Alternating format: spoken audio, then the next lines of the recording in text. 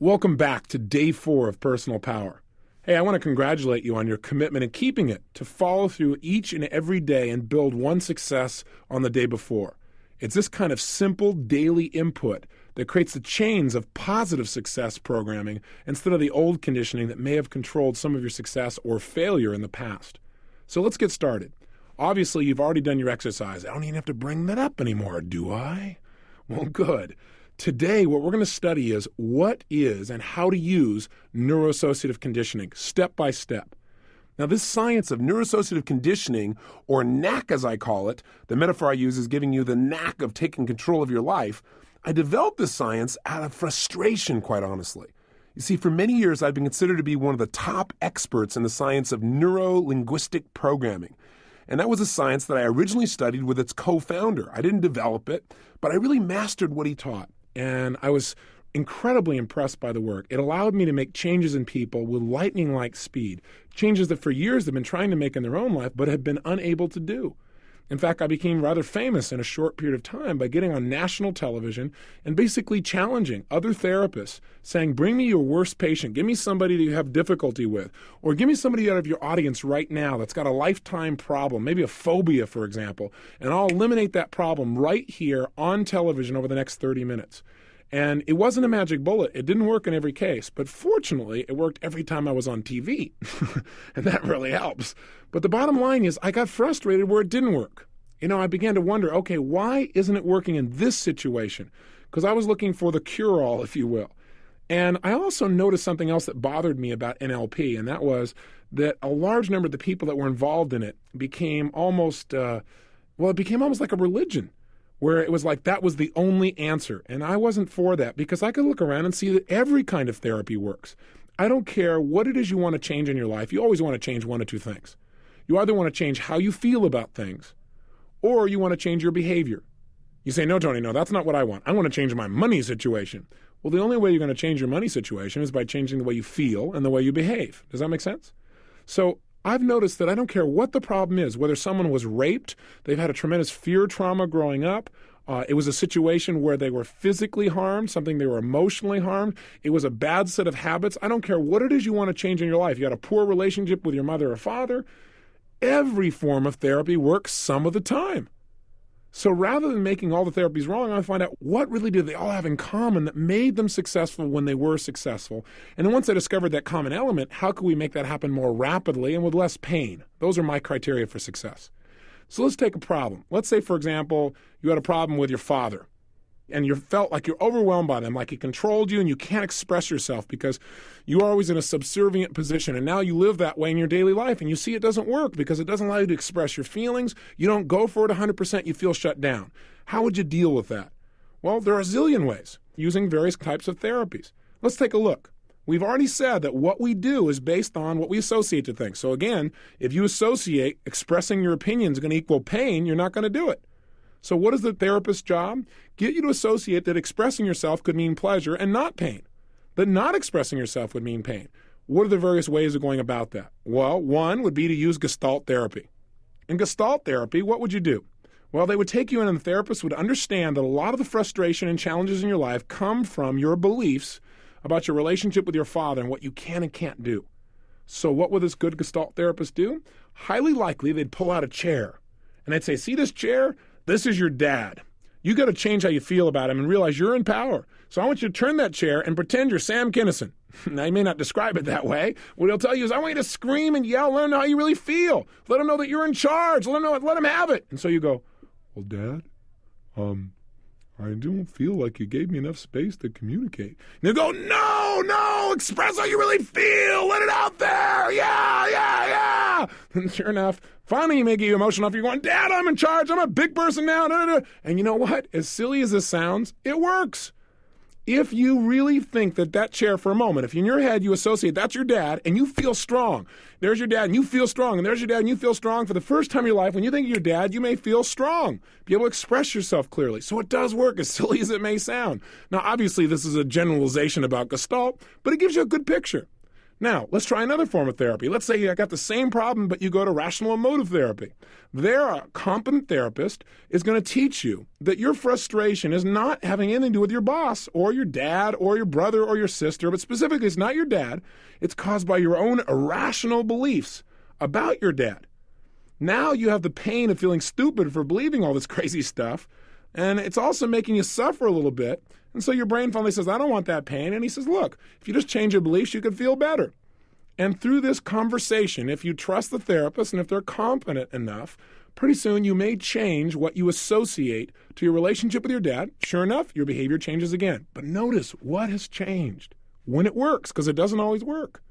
The neuroassociation has changed. That's when the therapy works. When you now have a new meaning for what being with your dad means. You have a new meaning for a relationship. Let's try another approach. Let's say you try Rogerian counseling. There, the therapist listens and reflects back what you say about yourself with your father, with unconditional positive regard with you and without any judgment for you. He or she will tell you that you have the resources within yourself to solve the problem. And what they'll do is create a place for you to feel very, very appreciated and loved, hold you in a very strong and respected light, and as you feel better about yourself and you talk about this, you have a kind of reputation to live up to. And as a result, pretty soon you may begin to change your associations in your mind about who you are and what that relationship really is. As a result, ammo! All of a sudden, the change you wanted has happened. You feel freed. Now you can go out and communicate and be who you are. Again, simple approach. Let's say you got the same problem. You want to go for Freudian therapy, or as we call it, non-directive therapy. There, what happens is you lie on a couch and talk to yourself for about 4 or 5 years. I'm being only slightly exaggerating here. And what happens, though, is that you say things, you ask questions, and all they do is reflect them back to you, get you to think about them. And by reevaluating your life in so many different details, and you're feeling different now than you did then, eventually, hopefully, you make new neuroassociations. Although there's no guarantee in this therapy because the therapist is not to direct you. That's what non-directive therapy means. The only challenge I have with it is how long it takes.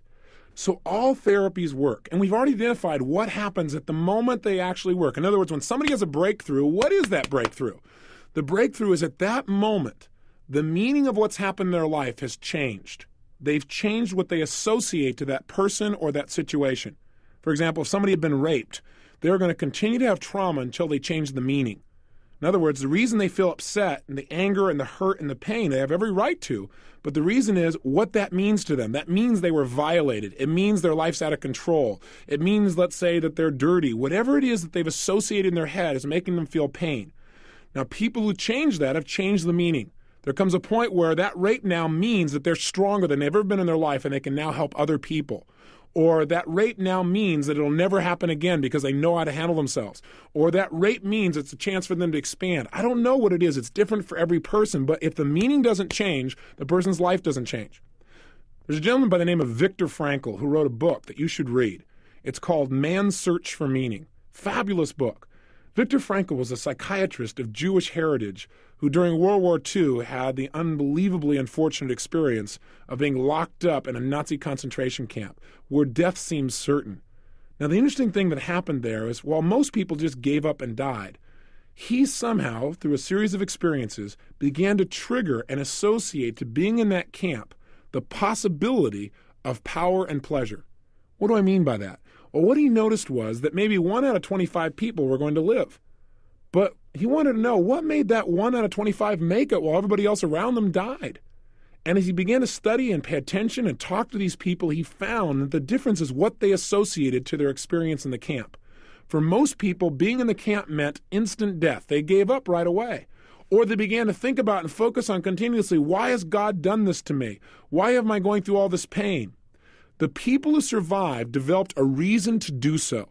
That is, they developed a meaning for their suffering. In other words, instead of just suffering for no reason, which means ultimate pain, they said, I am suffering so that I can come back and tell the story to my children and make sure this never, ever happens again on earth. And for them, the ability to come back and tell that story, the ability to touch the future, was enough pleasure that it enabled them to create a meaning out of their present pain. In other words, if they could just hang in here through this pain, the ultimate pleasure in the long term would be worth much more than the pain they were going through. They had a reason to live. They had a meaning.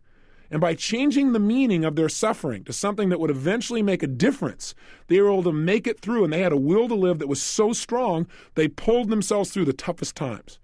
I'm here to tell you that what we've talked about on the last 2 tapes is nothing but changing meaning.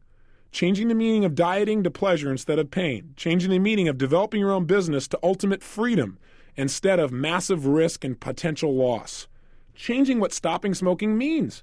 For most people, stopping smoking means, oh my gosh, I may gain weight. Oh my gosh, I'm giving something up. And as long as you're giving something up, it means pain. Changing it instead to freeing yourself. Changing your associations or the meaning of what a relationship means. From it's a leash around my neck that takes away from my freedom to it's one of the most empowering, fun, powerful, transforming experiences I could pray for in my life. That process of transforming meaning, changing what we associate, is what all therapies do when they work. So you don't have to go to therapy. You can learn to do it on yourself just by changing what you link up inside your own head. Having seen that the real difference, what changes people, is when they change meaning, what I began to do was analyze, well, how come some people did that in one session and some took 7 years?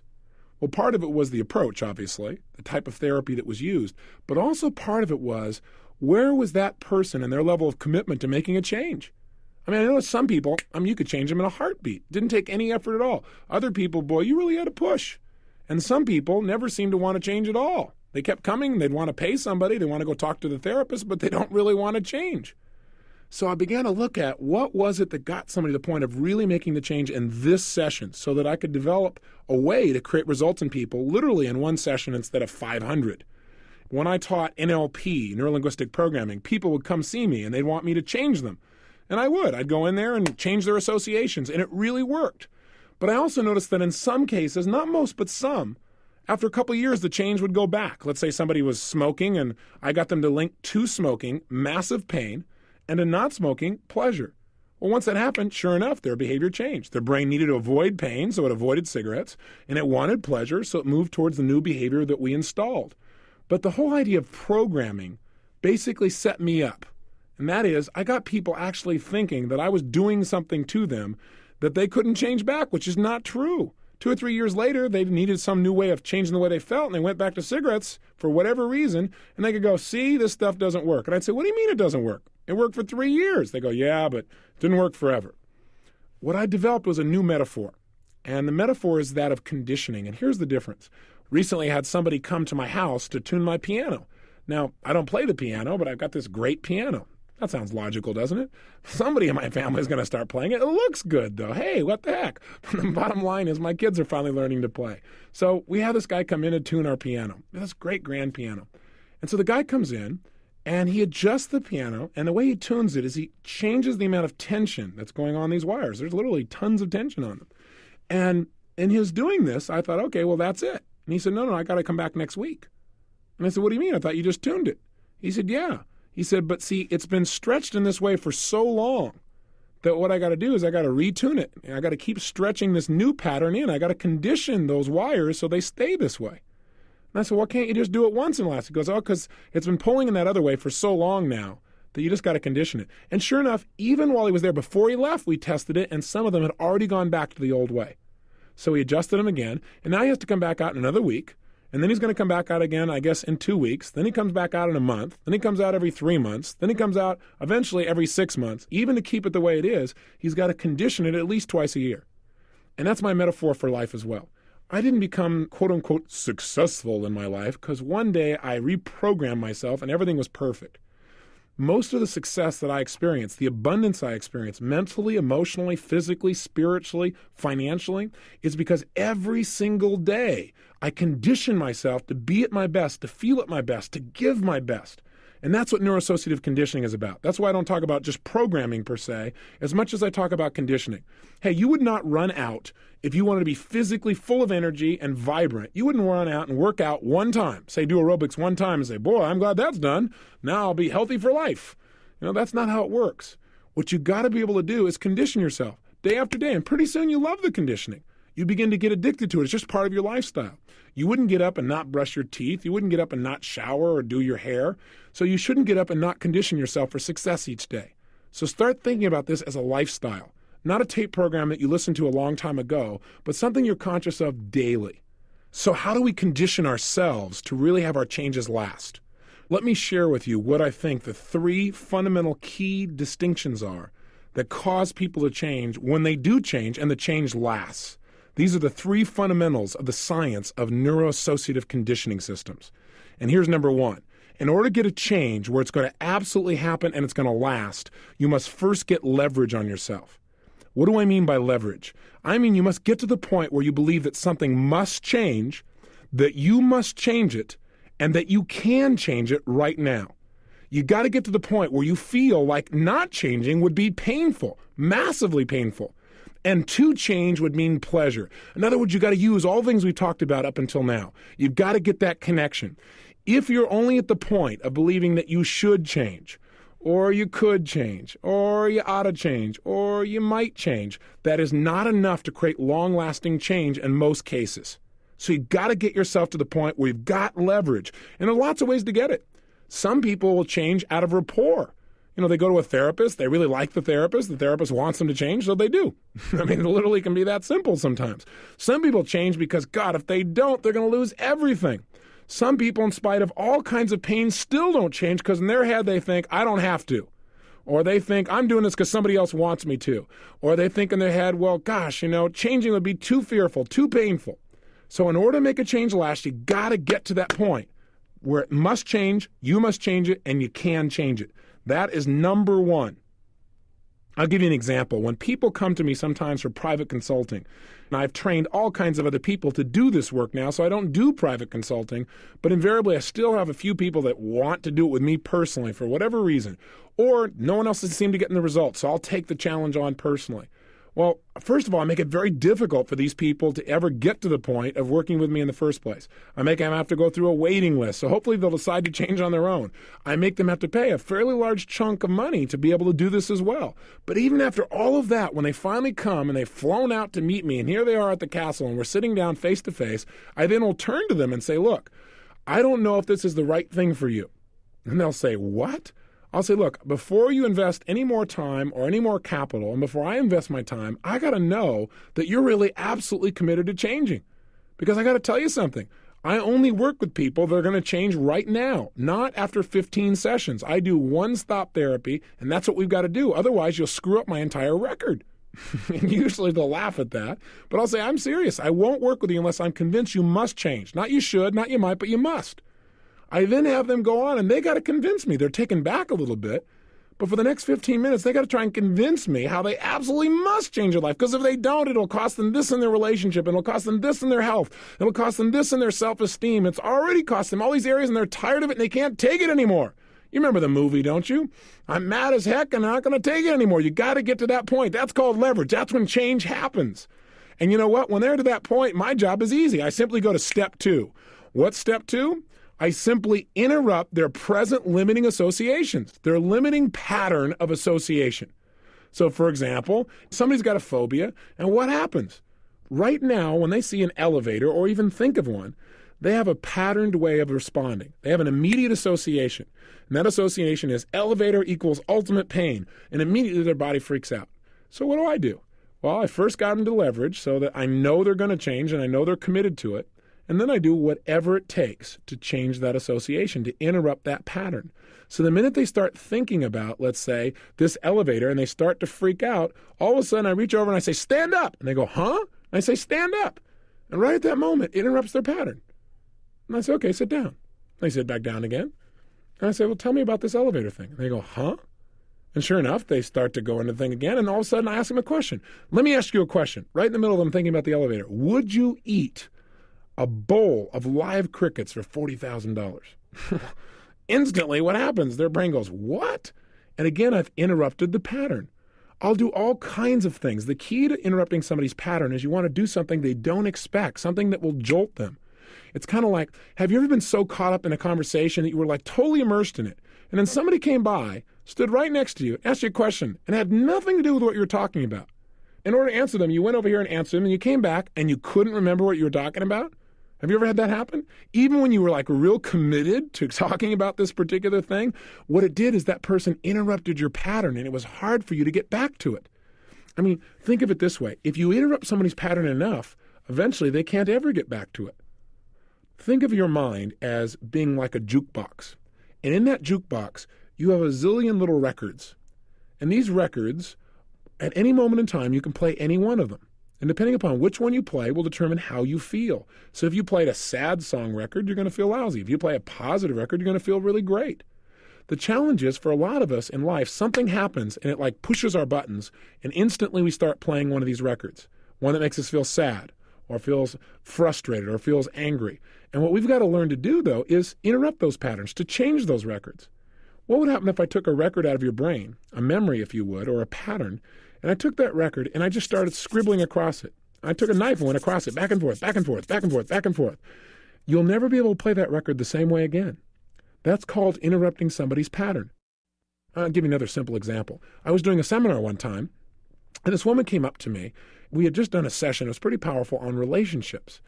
And she came up to me and she said, Mr. Robbins, she said, I've got this problem with my husband and I, and she began to cry like crazy.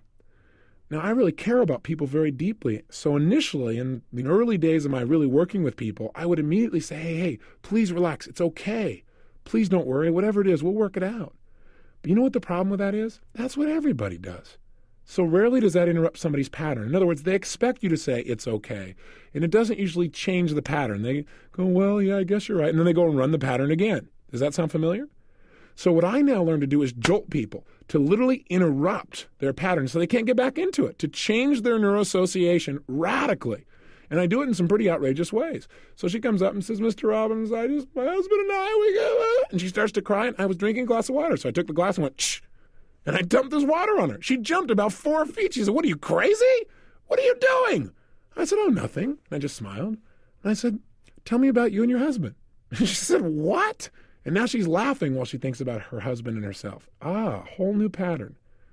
And she goes, what are you talking about? I said, well, tell me about you and your husband. And I smile and I drink a little more of my water.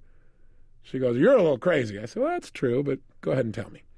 So she thinks for a few moments, and she goes, well, my husband and I, and all of a sudden she's fine about it. Well, we've been having some problems. And I said, but no, you were crying before. Remember, you were crying. And I tried to get her back there, and she said, oh, yeah, well, that's because of it. She started crying again. I took my one, shh. I nailed her again. I mean, this time her makeup is kind of dripping, right? There are people standing around. Now, by the way, you shouldn't try this unless you've got some strong rapport skills as well, right? And got a strong connection. But she knew I cared, even though I seemed a little crazy. And she started laughing. She goes, what are you doing? That's crazy. And she's dripping the stuff off her face.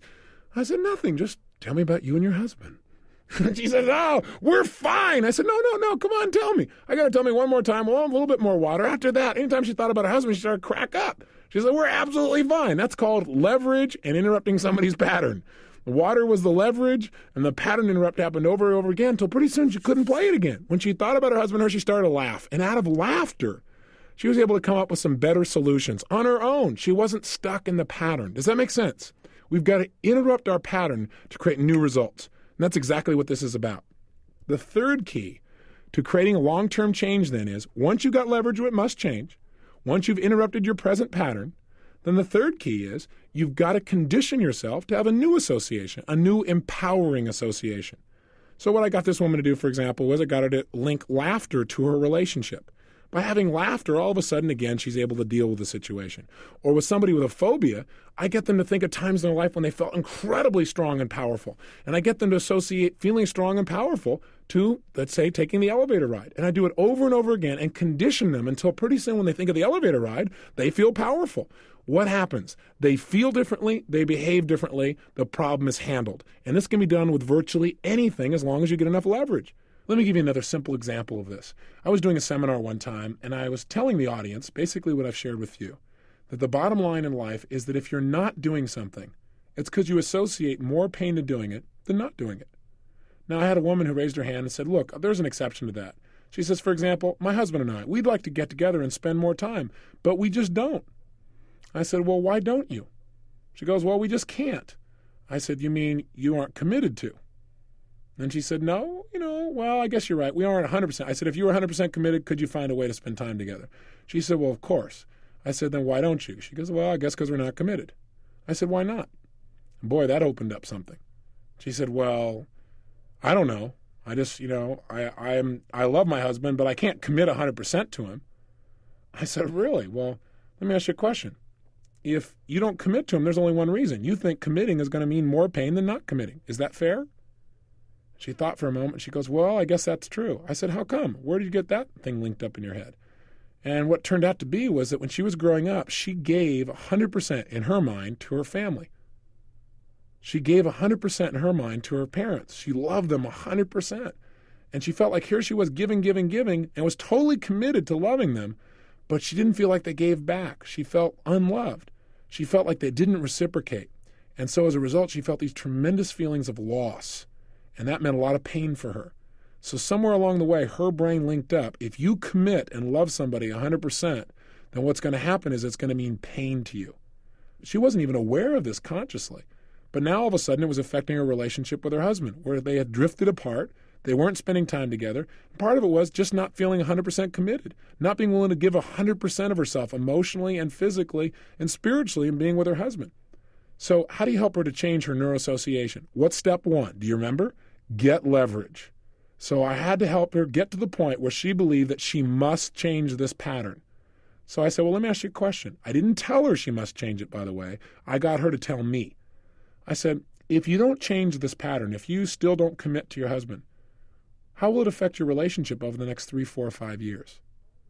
Well, she thought for a moment or two, and she said, well, I think it would mean divorce. I said, how come?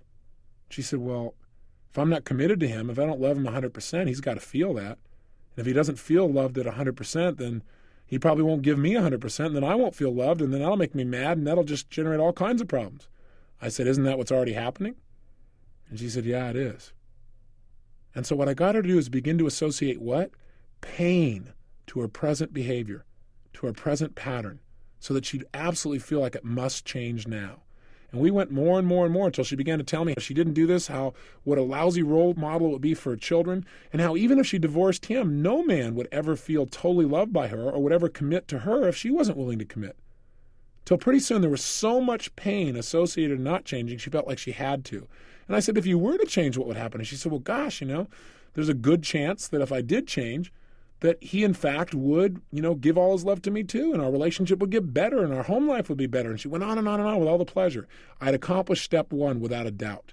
So now I had leverage with her. She knew she must change, but she still had that pattern, that fear that said, yeah, if I don't change, it's going to mean pain, but what if I commit and I give him 100%, but he doesn't love me back? What if I commit and I still don't get the love? What if I commit and I still get pain? And I said, well, let me help you out on this. Let me ask you a question. Have you ever driven a car? She said, what? And it just instantly interrupted her pattern. Here she was caught up in her fear that, God, if she commits, it would mean pain. I want to change that pattern. I want to interrupt it, and I want to create a new empowering pattern of association. So I said, have you ever driven a car? She said, well, yeah. I said, have you driven a car down a 2-lane highway that winds through the mountains where all that was separating you from the cars coming from the other direction was a little yellow line? She said, yeah. And I said, well, I got a question for you. Is it possible that even though you were committed to driving on your side of the line, that the people on the other side were not as committed? Is that possible? She said, well, yeah. I said, do you have any guarantee that just by your being committed to stay on your side of the line, that they're going to stay on theirs too? She said, well, no.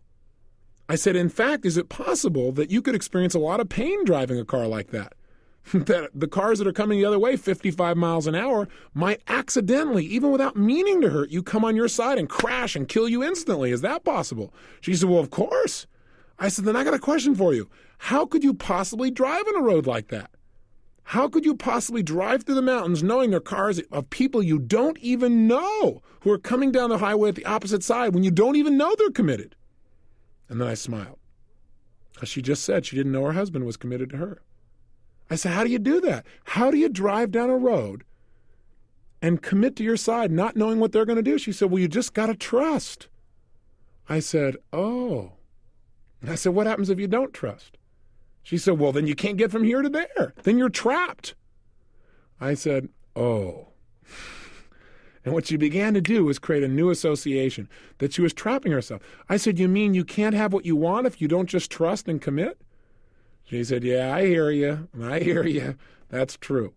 So what did I do? I interrupted her old pattern, and I simultaneously helped her to create a new one. And I said, let me ask you a question. What's the best way to receive love? She said, well, to give love. I said, well, when you're being totally loving, do you usually receive love even without trying? She said, oh, yeah. And I got her to associate that committing and giving love meant receiving tons of love. At the end of this point, I said, let me ask you a question. What if your husband doesn't commit to you? What if you give him 100% and he doesn't give back? She said, well, look, some man will appreciate it. And if I'm always giving, I'm going to have a man in my life who appreciates it. There's no doubt about it. And I said, so what are you committed to doing? She says, I'm committed to go give him 1,000%. Give him everything I got of myself. If that scares him, I'll give him even more. If that scares him, I'll give him even more. And if he disappears and runs off, well, that's his loss. But I'm going to really go for it 100%. And she did. Simply by changing her associations. Go through the 3 steps. Get leverage. Get where you must change. 2, interrupt the pattern. 3, create a new association that empowers you.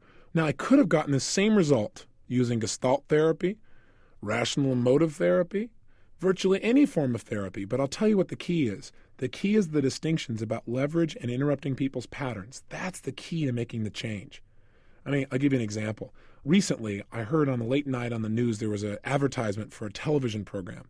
And on this morning television program, they said they were going to have an expert who does 5-minute phobia cures. Well, that's pretty much how I became famous. I got on television and basically eliminated people's phobias right there on camera. So I figured, hey, maybe it's one of my students, or maybe it's one of the psychiatrists or psychologists I've trained. The next morning, I tuned in on the show, and it wasn't one of my own students. This guy had a totally different technique for eliminating phobias. And here's what it was. First of all, they brought this man on. He was a psychologist. And they brought him on, and they said, look, okay, he's going to eliminate this man's phobia. And the man came up, and he said, this man has a phobia to snakes. Sir, how do you feel about snakes? And the man said, not very good. And I thought, wow, major phobia. When I deal with people with a phobia, I look for somebody who's out of control, somebody who's screaming and that stuff. I thought he didn't exactly pick a real challenging subject, but okay, here we go. So then he's going to test it. So I figured, what I've done on a regular basis is go out and I grab a real snake and just scare the heck out of somebody and see that it really works. And then I test it afterwards to see if it works by handing them the snake and having them wrap it around their body. In fact, I did it with a giant boa constrictor on a couple of television shows that when I first saw the boa constrictor, I had to work on my neuroassociations. But anyway, the bottom line is this guy brings out a plastic snake. And he brings a snake and he pushes in front of the guy and goes, ugh. The guy looks and goes, oh. And I thought, all right, well, let's see what he's going to do. So sure enough, this is on national television. Sure enough, the guy reaches out and he goes, what I'm going to do with this man is a technique called temporal tapping. What he does is he has the man stand there and he says, okay, sir, I want you to think about snakes. And he takes his fingers and he starts smacking this guy on the side of his head on his temples. He goes, wham, wham, wham, think about snakes. Wham, wham, wham, think about snakes. Wham, wham, wham, think about snakes. Wham, wham, wham. Well, after doing this about 5 or 6 times, the guy goes, do you feel any different? The man goes, yeah, my head hurts. He said, but do you feel any different about snakes? He goes, well, I don't think so. He goes, all right, think about snakes. Wham, wham, wham, think about snakes. Wham, wham, wham. And what is this man doing if it works? He's interrupting this man's pattern of association in his nervous system. Are you following me? In other words, this man used to think of snakes and get this unbelievable painful fear feeling in his gut. Now instead, he's got this pain in his head. Now that may not sound like much, but it is a change, and it will take him out of fear. Well, the guy did it over and over again, and it didn't work. All of a sudden, this psychologist breaks out into this massive sweat on national television. He's having a pain called failure on national TV. And all of a sudden, my heart goes out to him. I thought, nobody wants to be in this situation, right? They say, all right, we're going to cut to a commercial, and then we'll come back. And meanwhile, he's still going, think about the snakes, wham, wham, wham. Think about the snakes, wham, wham, wham. Well, when they come back from the commercial, we don't see the man with a snake phobia, and there's no mention of what happened. Instead, there's a new woman here, and she has a phobia to ladders. And so he says, okay, now think about ladders, wham, wham, wham. Think about ladders, wham, wham, wham. Think about ladders, wham, wham, wham. And he keeps doing this over and over again. He says, do you feel any different? She goes, well, yeah. He goes, now, and you could see she did feel different. She didn't look scared. Think about ladders, wham, wham, wham. After 3 or 4 minutes or 5 minutes of this, maybe a little bit more, they finally bring out this ladder, and they ask her to climb up it. Well, she walks over. She goes, yeah, I think I can do it. I feel different. She takes a step on the first step, then the second step, then about the third step, and she kind of gets a little scared, but she kind of stays on the third step, and then she comes on down. Well, the audience claps like crazy, and the host of the show comes over and says, hey, that was really great. Well, you must really be proud of yourself. She goes, yeah, I'm not only proud, I'm excited. Because you know what? My husband said that if this therapist guy could help me, and I could get up at least 3 stairs, that he'd give me a $100 shopping spree, and he would paint the whole house. Interesting. She walked in with leverage. It was a must for her, because for her, being able to do this meant she could have lots of pleasure and get out of some pain. Pretty hot deal. So no wonder step 1 was handled. So all this man had to do was step 2 and step 3 fell into place. And the problem is when you go to a therapist and it doesn't happen, it's because they don't have leverage on you, or they haven't interrupted your pattern, or you haven't created a new pattern. So just go through those steps for yourself, and you probably don't need a therapist 99.9% of the time. And I think most therapists would agree with me on this. What's interesting about this story, though, is the host turned back to this guy, and they had like 3 minutes left in the show. And he said, well, 1 out of 2 sure isn't bad. That's a pretty good deal. But why don't you go here and work with John some more, because we didn't get the result with him. Let's see if you can pull it off. And he goes, no. He says, I think John's problem is that he's sick, and he's probably got a virus, so that when I'm doing this, it's affecting his way his body is processing this. And John says, I don't got a virus. And he says, well, he may not know it, but he probably has one. John says, no. The host says, well, come on over. Why don't you go ahead and work on him anyway? And the guy goes, oh, all right. And he gets up there and wham, wham, wham. Think about snakes. Wham, wham, wham. Think about snakes. Wham, wham. Nothing works, right? Finally, at the end, right, the guy's sweating like crazy. And he said, I think I could help him in private. I think he's just uncomfortable because all these people are watching him. And the guy goes, I'm not uncomfortable. I thought this poor therapist, he's getting beat up here, right? He's going to have a phobia to going on TV shows after this. Well, the bottom line is, finally, right, the show's about to end. And this gentleman who had the phobia says, I think the only reason I'm not changing is I don't really want to. I thought, what better example that leverage was missing. So those are the 3 keys to neuroassociative conditioning. Use them well, and you can make any change you want in your life because you understand the key elements that will make the change happen now, not 6 months from now or a year from now. And I want you to know, I know there's a lot to absorb here, so you might want to listen to it again. And each of these 3 steps we'll be using over and over again over the 30-day period here. So you'll get used to them, and you'll get a lot more examples, for example, on how to interrupt people's patterns, how to interrupt your own patterns, fear patterns, if you will, sabotage patterns. In fact, we have some specific tapes during these 30 days that are only on how to interrupt those patterns and make the changes. So take heart.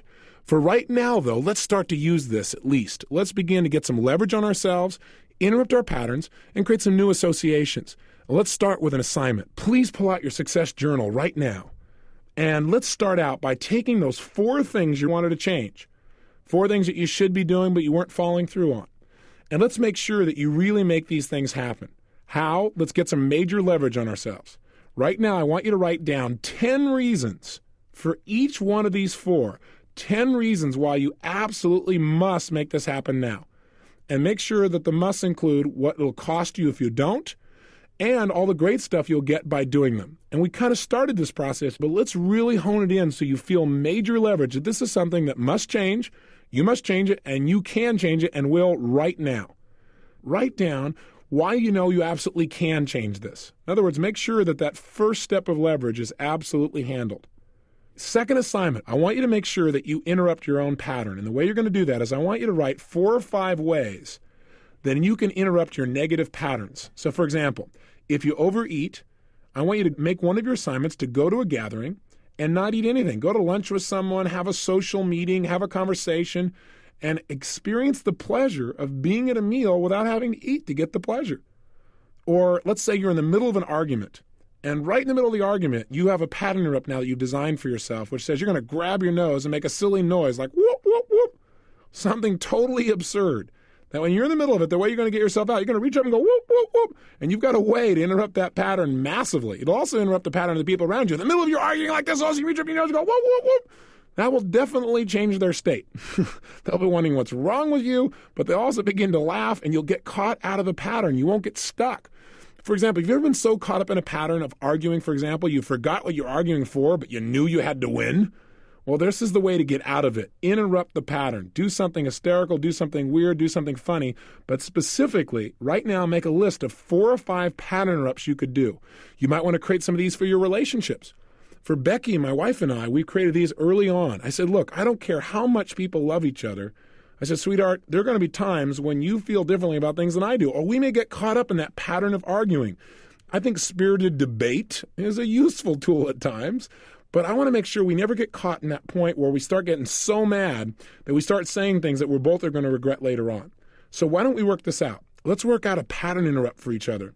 So if we ever get to the point where we're caught up in an argument and we're getting a little crazy, a little insane, if one of us gets sane even for a moment, we realize this is stupid, then that person is to interrupt the other person's pattern. And we made an agreement in advance. of something that we could whisper in that person's ear, and no matter what was going on, we just let go of it. Even if we knew we were right, we were just to let go of it at that moment, and we come back to it later on when we're in a better state of mind. But pattern interrupts can save a relationship. They can make things really work. The more you can do that, interrupt your own patterns, the more power you have over yourself. Here's the third assignment on this exercise. Create a new association to the change you want. In other words, whatever change you want to make happen, make sure you link tons of pleasure. And one way to do that is just think about all the things you're going to gain in your life and feel the gains. All the things that are going to be more pleasurable, all things that will be better by you making these changes. And do it over and over again by repetition. So whenever you think of it, you think of all the great things you're going to get. As a result, that new association will stay and things will change. So the assignment is, first get leverage on yourself. Write down 10 reasons why you absolutely must change this behavior or action. Also write all the reasons why you know absolutely that you can do it. Number 2, design 4 or 5 ways to interrupt your patterns, 4 or 5 ways to get yourself out of a limiting association. And then thirdly, over and over again, condition yourself. Think about things over and over again. Feel them and think about them until you have a new association that gets you to follow through, and it's effortless, where you want to do it consistently, where you feel compelled and driven. Have some fun with this. I know it's new. So was riding a bicycle at one time, and you may have fallen off in the beginning, but you didn't go, oh, I'm a failure. You just got up and did it again. So if this feels a little awkward at first, that's okay. Just go for it. And as we do it over and over again, you're going to get good at it where you don't even have to think about it. You can just produce the result. Go to work, or to play, if you will. I'll see you in the next tape tomorrow. Live with passion.